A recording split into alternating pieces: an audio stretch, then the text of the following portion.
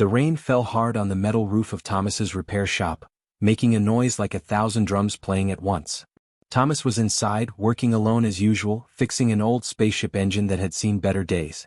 The shop was small and messy, filled with broken parts, tools scattered everywhere, and the smell of machine oil. This was his life, a quiet, lonely existence in a forgotten corner of the galaxy. Thomas was 42 years old, with weathered hands and tired eyes. He had no wife, no children, and no real friends. The people in the colony rarely noticed him. He was just the repairman, the person you called when something broke, and then you forgot about him until the next time you needed help. He didn't mind much anymore. He had made peace with his solitary life. Around midnight, Thomas heard something that made him stop working. There was a sound coming from outside, something that didn't match the rain. It sounded like crying, but different from any crying he had heard before. It was a whimpering sound, desperate and afraid. Thomas put down his tools and walked to the back of his shop. Behind the stack of old storage containers he found them. 2 figures, small and shivering in the cold rain. They were not human. At first, Thomas thought his tired eyes were playing tricks on him. But as he looked closer, he knew this was real.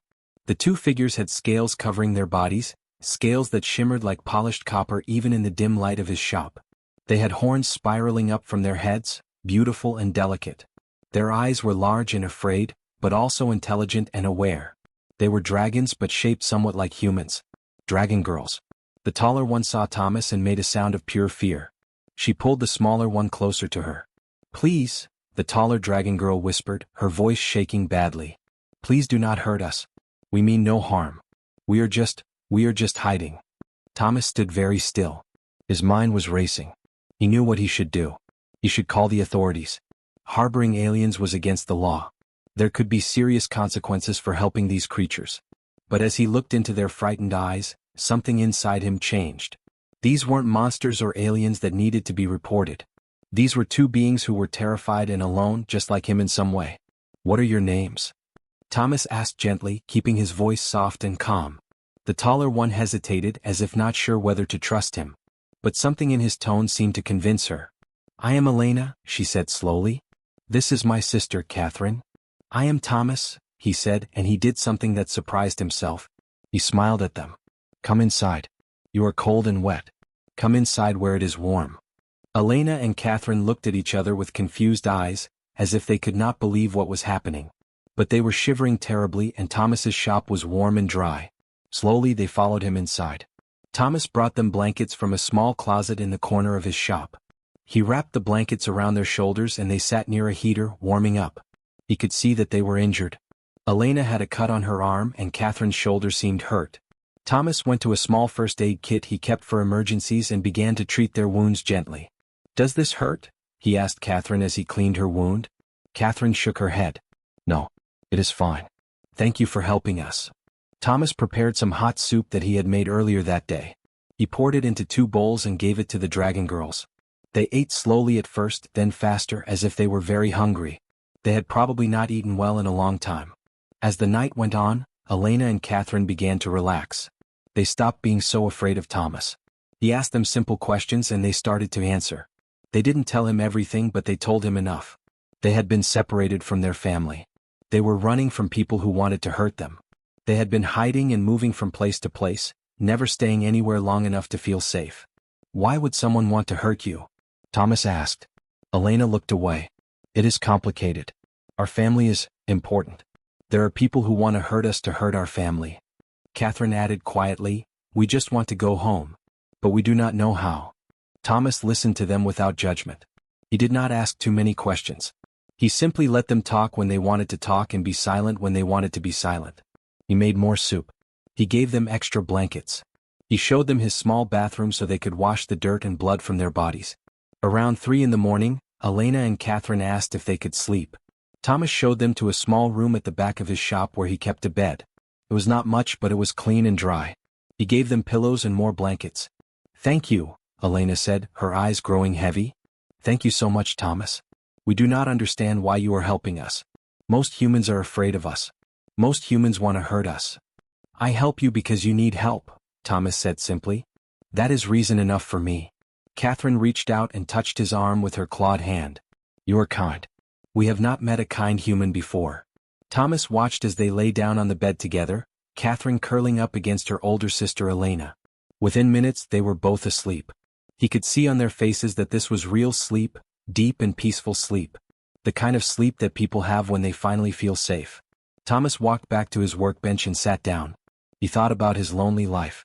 He thought about how long it had been since anyone had needed him for anything other than fixing machines. These two young dragon girls had given him something precious tonight. They had given him purpose. They had treated him like he mattered. He looked out the window at the rain still falling. Tomorrow they would probably have to leave. But tonight his shop was no longer just a repair shop. Tonight it was a sanctuary. Tonight Thomas was not just a forgotten mechanic. Tonight he was a protector, a helper, a person who had made a difference. He did not know that his simple act of kindness would change everything. He did not know that these two young dragon girls were royalty, princesses of a great empire. He did not know that one night of compassion would eventually lead him to become one of the most important figures in the galaxy. For now, Thomas simply sat in his shop, listening to the rain, feeling a peace he had not felt in many years. The morning sun came through the small window of Thomas's shop, and he woke up on his workbench where he had fallen asleep. His neck was stiff and his back hurt, but he did not care. He had heard Elena and Catherine moving around in the back room an hour ago, and he wanted to make sure they had everything they needed before they woke up completely. Thomas went to his small kitchen area and started preparing breakfast. He had very little in his house, but he found some bread, butter, cheese, and eggs. He heated water for tea on an old electric stove that sometimes worked properly and sometimes did not. This morning it worked fine. He arranged everything on a small table near the window, wanting to make it look nice for his guests. When Elena and Catherine came out of the back room, they looked different from the night before. They had washed their scales clean, and they no longer looked quite so desperate and afraid. Catherine's eyes were bright and curious as she looked around the shop. Elena seemed more relaxed, though still cautious. "Good morning," Thomas said, gesturing to the table. "I made breakfast. It is not much, but please sit and eat." The dragon girls sat down carefully, as if they were not sure whether this was real or just a dream. They started with the tea, holding the warm cups in their clawed hands. The heat seemed to comfort them. "Why are you helping us?" Catherine asked suddenly, her large eyes studying Thomas's face. "We are strangers to you. We are not even human. Most people would have called the authorities by now. Most people would want us arrested or hurt." Thomas thought about this question carefully before answering. He wanted to tell them the truth, not just say something they wanted to hear. "Because you needed help," he said finally. "That is the simple answer. The more complicated answer is that I understand what it feels like to be alone. I understand what it feels like to be the person that everyone ignores or forgets. When I looked at you two last night, I saw myself in your fear. I saw my own loneliness." Elena ate some bread slowly. "We have never met a human like you before. The humans we have known were different. They wanted something from us. They wanted power or money or status. You want nothing from us." "I want nothing except to know that you are safe," Thomas said. "That is all." As they ate, something changed between them. The fear began to fade. Catherine started asking questions about Thomas's life. She wanted to know about his shop and what he did. Elena told him a little more about their situation, though she was still careful not to reveal everything. "Our father," Elena said carefully, "is very important. Very powerful. There are people who want to hurt him, and they think they can hurt him by hurting us. That is why we had to run away." "Where is your father now?" Thomas asked. "Far away," Catherine said sadly. "So far that we cannot reach him. We do not even know if he knows that we are alive or where we are." Thomas could hear the pain in their voices. These young dragon girls missed their father terribly. They were not rebels or criminals. They were just young beings who had been separated from their family and forced to survive alone. "How long have you been running?" Thomas asked gently. Elena looked out the window, remembering. "Many months. We have moved from place to place. We have hidden in caves and in abandoned buildings. We have not slept well in a very long time.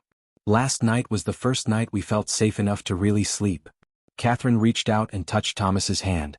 Her claws were sharp, but her touch was gentle. "Thank you for that. Thank you for giving us one night where we could feel safe." As the day went on, Thomas and the dragon girls spent time together in a way that felt natural and comfortable. Catherine was fascinated by the engines and machines in the shop. She had knowledge about engineering that surprised Thomas. She understood how ships worked, and she could read the technical diagrams that covered his walls. "Where did you learn about this?" Thomas asked, showing her a complex starship blueprint. "Our father's people use these technologies," Catherine explained. I studied them because I wanted to understand how things worked. Elena prefers other things, but I have always loved machines. This gave Thomas an idea. He showed Catherine some of the engines he was working on, explaining the problems and what he was trying to do to fix them. Catherine listened carefully, then offered suggestions. To Thomas's surprise, her ideas were good. Very good. You have a real talent for this, Thomas said. Catherine smiled, and it was the first genuine smile he had seen from her. You actually listen to me. You treat my ideas as if they matter. That is rare. Elena spent more time talking with Thomas about life and dreams and fears. She told him about the places she had seen, the dangers they had faced, and the hope they still held that they would find their way back to their family someday. She asked Thomas about his dreams, his hopes, and his reasons for living such a lonely life. I was not always like this, Thomas explained. Years ago, I wanted to travel and see the galaxy. I wanted to build great things and make discoveries. But life happened. I made bad choices. I failed at important things. Eventually, I stopped trying and just accepted that this was my life. A quiet life. A lonely life. But you are kind, Elena said. That is important. That is valuable. Kindness does not fix the past, Thomas said sadly. No, Elena agreed. But kindness can build a better future. I believe that. As the afternoon turned into evening, Thomas and the Dragon Girls sat together and talked more. They shared stories. They laughed at jokes that Catherine made. They drank more tea. For the first time in years, Thomas felt like he was part of something. He was not just the repairman who people used and forgot. He was a friend. He mattered to someone. Night came again and Thomas knew what would happen. Elena and Catherine had to leave. They could not stay. It was too dangerous for them, and it was too dangerous for Thomas to keep them. Before they left, Elena approached Thomas with something in her hand. It was a small pendant, beautiful and shimmering with colors that seemed to change as the light touched it. Strange symbols were carved into it. Take this, Elena said, pressing it into Thomas's palm. It is from our family. It is valuable, but more than that, it will help you remember us. It will help you remember that one night someone needed you and you answered that need. That matters, Thomas. That matters more than you know. Catherine hugged him, which surprised Thomas so much that he almost did not hug her back. But then he did, and he felt her warmth against him. Thank you, Catherine whispered. Thank you for being the kind of person who helps strangers. The galaxy needs more people like you. Thomas watched them disappear into the darkness of the night, the pendant warm in his hand. He did not know that his life had just changed forever. He did not know that Elena and Catherine would tell their father about the human who had saved them. He did not know that this one night of connection would eventually bring an emperor to his door. For now, Thomas simply stood in the darkness, holding the pendant, remembering their faces and their voices and their gratitude. 3 days had passed since Elena and Catherine disappeared into the night. Thomas had tried to return to his normal life, working on broken engines and waiting for customers who rarely came. But his mind was not on his work. He kept thinking about the 2 dragon girls, wondering if they had reached safety, wondering if they were alive. He kept the shimmering pendant close to his heart, hidden beneath his work shirt. Sometimes he would touch it and remember their faces, their voices, their gratitude. He wondered if he would ever see them again. On the 4th morning, Thomas was working on a rusted engine when he heard a sound he had never heard before. It was the sound of massive thrusters, the kind that only military or government ships used. Thomas looked out his small window and felt his heart stop. A ship had landed in the middle of the colony. It was enormous, gleaming with silver and gold, with symbols carved into its hull that Thomas did not recognize. It looked like a ship from a dream, something that did not belong in this poor, forgotten place. Thomas tried to return to his work, but he knew something was wrong. Within minutes, his shop door hissed open. Armed guards in shining armor entered, their weapons drawn but held loosely at their sides. They were not threatening him, but their presence was unmistakable. Thomas's hands began to shake. Thomas Aldridge, one of the guards said, his voice cold and official. You are to come with us. Thomas's mind raced. They had discovered that he had harbored aliens. He was going to be arrested. He would probably be punished. He had broken the law and now he would pay for it. I do not want any trouble, Thomas said carefully. I was just trying to help some people who needed help. The guard looked confused. You will explain everything to the Emperor. Come with us. The Emperor. Thomas felt like the ground beneath him was disappearing. The Emperor? What did that mean? The guards escorted Thomas out of his shop and toward the massive ship. As he walked, people from the colony came out of their homes to watch. Thomas had never been important enough for anyone to pay attention to him, but now everyone was staring. He felt embarrassed and afraid at the same time. Inside the ship, everything was beautiful and advanced. The walls glowed with soft light. The floors were smooth and clean. Everything was perfect in a way that Thomas had never seen before. The guards led him through corridors and up in elevators that moved silently and smoothly. Finally they reached a large chamber. The guards stopped and gestured for Thomas to enter. He walked through the doorway and his breath caught in his throat. Standing before him was a figure of unmistakable power and authority. He was tall, much taller than Thomas, and he had the features of a dragon, but refined and noble. His scales were deep blue, almost black, and they seemed to catch the light in a way that made them sparkle like stars.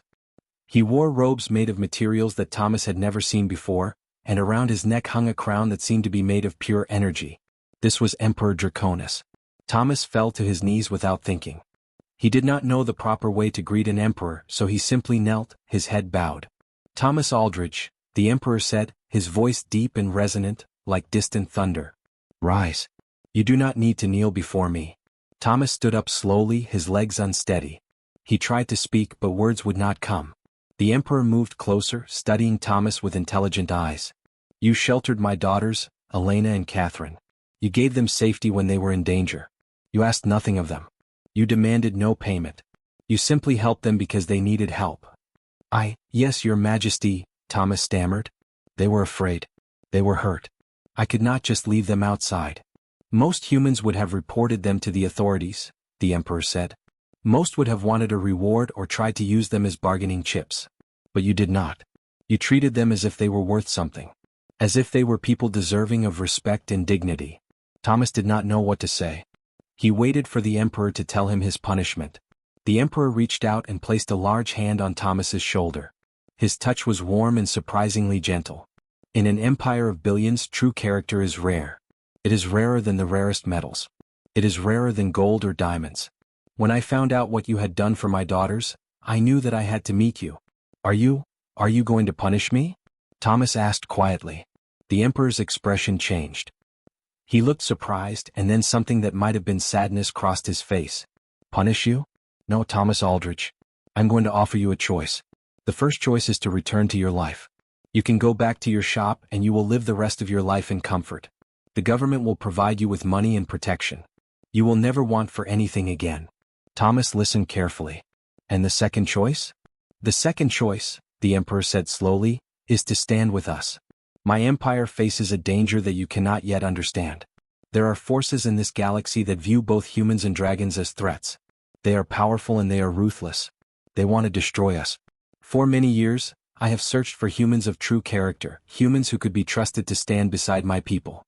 I sent Elena and Catherine to the outer colonies to find such humans. They were looking for people like you." Thomas felt the weight of this moment. The emperor was offering him something extraordinary. He was offering him a way to matter, to be important, to make a real difference. Thomas thought about his lonely life, his quiet shop, his days of being forgotten and ignored. He thought about how good it had felt to help Elena and Catherine, how good it had felt to matter to someone. "I choose the second path," Thomas said. "I want to help. I want to stand with you." The emperor smiled, and it was a genuine smile. "I was hoping you would say that. Come with me. There is much to show you. There is much to explain. And there is much that we need from you." Elena and Catherine appeared from a doorway behind the emperor. When they saw Thomas, their faces lit up with joy. They rushed toward him and embraced him, their arms around him in gratitude and affection. "You came," Elena said. "Our father told us he would send for you and you came." Thomas held the two dragon girls, and he felt tears running down his face. He did not understand everything that was happening, but he knew that his life had changed forever. The lonely mechanic from a forgotten colony had been chosen for something greater. The emperor watched the reunion with satisfaction. He knew that bringing Thomas into his circle was the right decision. Character, true character, could not be faked or manufactured. It could only be recognized and nurtured. As Thomas stood with Elena and Catherine, he touched the pendant beneath his shirt. He thought about how one night of kindness had led to this moment. He thought about how helping two strangers had changed his entire destiny. Thomas stood in a massive war room aboard the Emperor's flagship. The walls were covered with glowing screens showing star systems, fleet positions, and threat assessments. Everything was bright and advanced, and Thomas felt very small and out of place among all this technology and power. Emperor Draconis stood at the center of the room, studying a large holographic display that showed multiple star systems. Elena and Catherine stood on either side of their father, and they gestured for Thomas to come and stand with them. "Thomas," the Emperor began, his voice serious and grave, "I need to show you something that very few humans know about. Something that will change how you understand the universe." The Emperor touched a control and the holographic display changed. Instead of showing friendly star systems, it now showed multiple alien species converging on various locations. There were creatures that looked nothing like humans or dragons. They were strange, mechanical, and somehow terrifying. "These are the Karthesh Coalition," the Emperor explained. "They are an alliance of 7 different alien species who have decided that humans and dragons are obstacles to their expansion. They believe that we are inferior. They believe that we should be eliminated." Thomas watched in horror as the display showed attacks on colonies. He saw ships being destroyed. He saw entire populations being wiped out.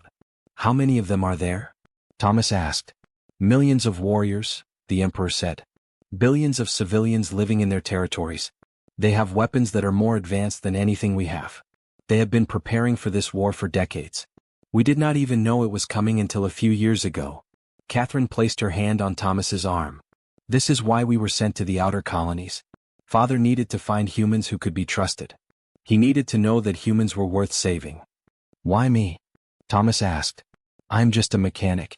I am nobody." "You are not nobody," the Emperor said firmly. "You are someone who saw 2 young beings in danger and helped them without asking for anything in return. That tells me about your character. That tells me that you are worth saving. That tells me that humans as a whole are worth fighting for." Elena added, "Father has been worried. He wondered if humans would join us in this fight. He wondered if humans would risk their lives to protect dragonkind. When we told him about you, about how you helped us with nothing to gain, he knew the answer." The Emperor gestured to another screen, and it showed detailed technical specifications for weapons and defense systems. "Your gift, Thomas, is that you can fix things. You can understand how machines work. You can repair them and improve them. Our weapons are powerful, but they are rigid. They do what they were designed to do and nothing more. Humans, I have learned, are different. You think differently. You solve problems in ways that we do not expect." "You want me to help build weapons?" Thomas asked. "I want you to help us adapt," the Emperor corrected. "I want you to help us take our technology and make it flexible. I want you to help us think like humans think. Your species has survived for millions of years on different worlds, in different conditions, with limited resources. You have learned to improvise. You have learned to make something from nothing. We need that ability." Over the next few days, Thomas was brought into the Emperor's inner circle. He was given access to the most advanced technology in the Empire. He worked with engineers who were far more skilled than he was, but they listened to him. They wanted to know what the human mechanic thought about their designs. Thomas found that he had ideas they had never considered. When they showed him a weapons system, he saw ways to make it more efficient. When they showed him defensive shields, he found vulnerabilities and ways to strengthen them. He was doing what he had always loved to do, but now it was for something that mattered. Elena and Catherine worked alongside him. Catherine proved to be an exceptional engineer herself. She understood Thomas's suggestions immediately and could expand on them in ways that Thomas had not imagined. Elena worked on organizing the various teams and making sure that everyone was focused on the most important projects. Word spread through the fleet. A human was helping to design their defenses. A human was being trusted with the most important project in the Empire. If one human was worthy of trust, perhaps all humans were. Thomas began to notice a change in how the dragon soldiers and workers treated him. At first they had been suspicious and cautious. But as they saw him working closely with Elena and Catherine, as they saw him contributing meaningful ideas, their attitude shifted. They began to respect him. They began to treat him as an equal. One evening, Thomas was working late with Catherine on a particularly difficult problem. They were trying to create a weapon that could adapt its firing pattern based on enemy movements. It was incredibly complex. What would a human mechanic do? Catherine asked, frustrated by the rigid design. Thomas thought about all the broken machines he had fixed over the years. He thought about how he had to improvise when he did not have the right parts. He thought about how he had to make things work with whatever he had available. "Make it simpler," Thomas said. "Your design is too perfect. It tries to do too many things at once. Break it into smaller systems that can work independently. Let each part adapt to what is happening around it. Trust that the smaller systems will work together." Catherine studied his suggestion, and then her face lit up with understanding. "You're right. This is the human way. You do not build perfect machines. You build machines that can survive being broken and still function. She made the changes to the design, and the weapon system transformed into something beautiful and elegant. Something that could adapt and survive and continue fighting even when parts of it were damaged. The Emperor examined their work and nodded with satisfaction. This is what I hoped for. This is the combination we need. Dragon precision and engineering skill combined with human adaptability and innovation. Together, we are better than either of us could be alone. Thomas realized that he was becoming a symbol. Other humans began to arrive on the flagship, volunteers who wanted to help. They saw that a human like them had been accepted and trusted, and they wanted to be part of this important mission. One of these humans was a woman named Rebecca. She was a skilled pilot and she worked with Elena to train dragon warriors in new flying techniques that humans had developed. Humans and dragons were beginning to work as a team, learning from each other, teaching each other. Thomas found himself spending more time in meetings with the Emperor and high-ranking military leaders. He was no longer just the mechanic from the forgotten colony. He was becoming an advisor, a strategist, a bridge between two species. One night, Elena found Thomas alone in the observation deck, looking out at the stars. "You have changed so much," she said softly. "When we first met you, you were so sad and lonely. Now you are alive in a way I have never seen before." "I matter now," Thomas said simply. "I have a purpose. That changes everything." "You always mattered," Elena said. "You just did not know it yet. You just needed someone to show you." The alarm sounded throughout the flagship like a scream. Thomas jolted awake in his quarters and knew immediately what it meant. The Karthesh coalition had arrived. The war was no longer something in the future. It was happening now. Thomas dressed quickly and made his way to the command center. Soldiers and engineers rushed through the corridors in organized chaos. Everyone knew their role. Everyone knew what they had to do. Months of preparation had led to this moment. The command center was a massive room filled with screens and glowing displays. Emperor Draconis stood at the center, watching as attack reports came in from all over the galaxy. The coalition had attacked on multiple fronts simultaneously. They were trying to overwhelm the Dragon Empire by striking everywhere at once. "How many ships?" the Emperor asked calmly. "Thousands," a Dragon officer replied. "More than we anticipated. They have brought reinforcements from their home territories." Elena and Catherine were already there, monitoring defense systems. They looked up as Thomas entered. Catherine gestured him over to a console showing real-time weapons performance data. "The systems you designed are performing better than expected," Catherine said. "They are adapting to enemy attack patterns. But we are losing ships. We are losing people." Thomas watched the battle unfold on the screens. Dragon fighters were engaging enemy vessels. Some of the enemy ships exploded in brilliant flashes of light. But dragon ships were also exploding. Thousands of lives were being lost every minute. "Show me the defensive relay stations," Thomas said, studying the display carefully. Catherine pulled up the information. There were 12 stations positioned throughout the fleet, acting as shields for the main battleships. They were working well, but Thomas noticed something. One of the relay stations was beginning to show signs of strain. The power distribution was uneven. It was not something that most people would notice, but Thomas had spent his entire life understanding how machines worked. He could feel when something was wrong. "That station," Thomas pointed. "Number 7. It is going to fail in approximately 3 minutes. "We can reroute power," Catherine said, her fingers flying over the controls. But Thomas shook his head. "No, there is not time. The standard rerouting procedures will not work. We need to redirect power through a different pathway. One that no dragon engineer would normally consider." "What pathway?" Elena asked. Thomas leaned forward, his mind working rapidly. He was thinking about all the broken machines he had fixed, all the times he had to improvise solutions with limited resources. "Route all power through the secondary systems," Thomas said. "Bypass the primary distribution network entirely.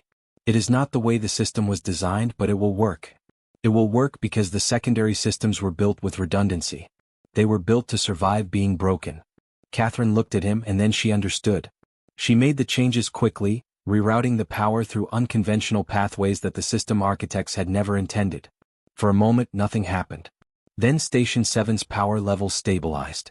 The relay held firm, continuing to shield the fleet. "It is working," Elena breathed. But Thomas was already looking at other stations. He could see other stress points, other places where the rigid dragon engineering was being pushed beyond its limits.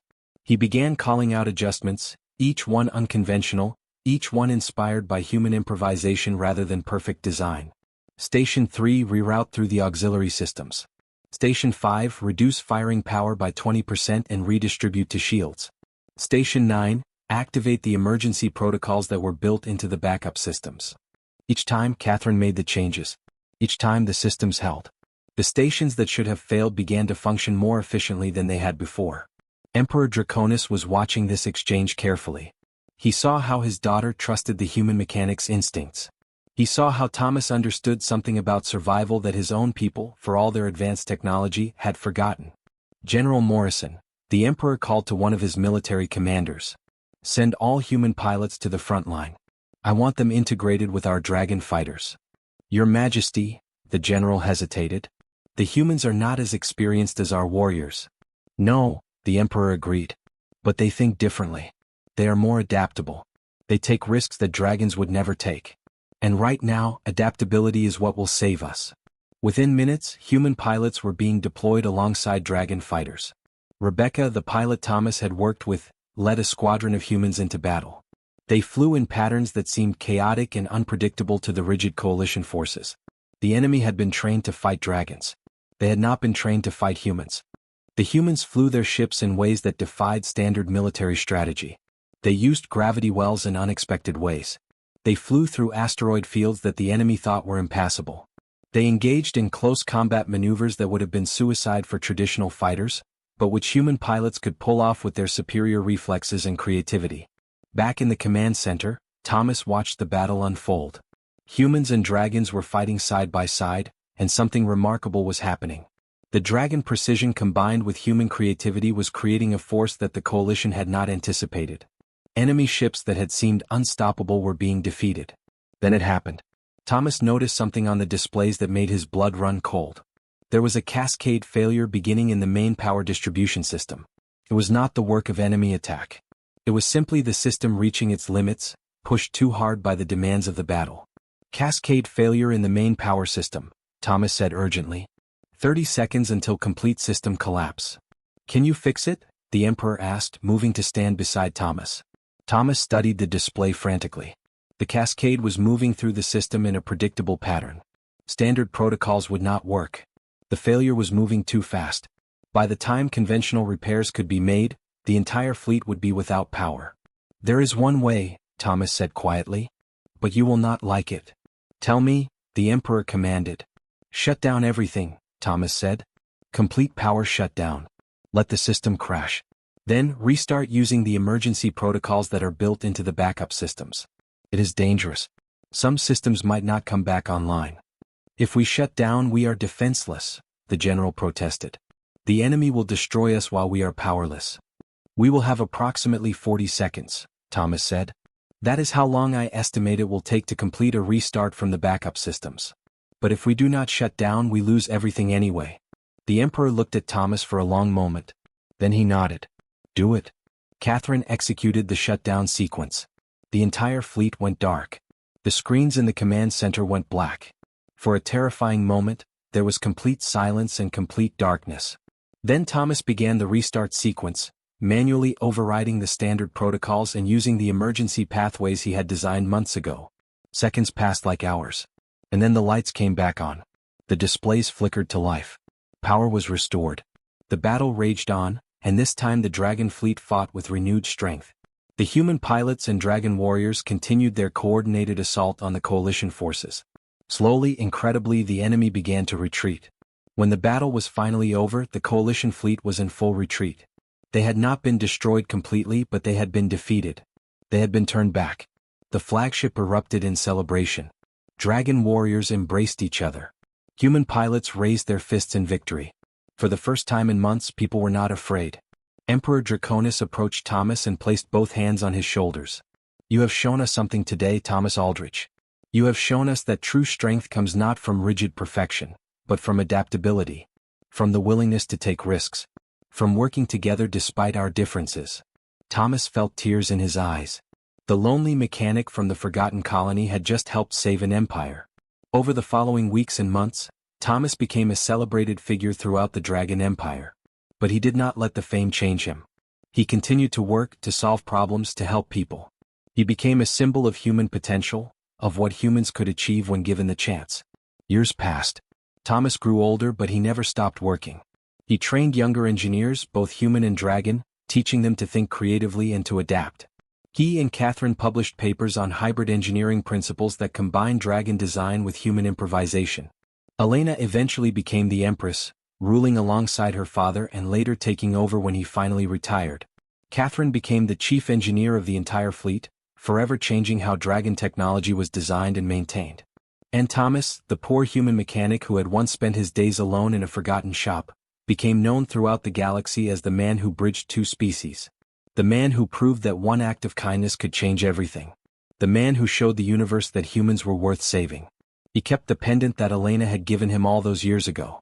It sat on his desk in his office aboard the flagship, a reminder of where he came from and what mattered most. In the end, Thomas learned that the greatest power in the universe was not military strength or advanced technology. It was character. It was the choice to help others. It was the willingness to believe in people even when they were different from you. His single night of compassion had sparked a revolution of unity. His willingness to see worth in two frightened dragon girls had changed the fate of civilizations.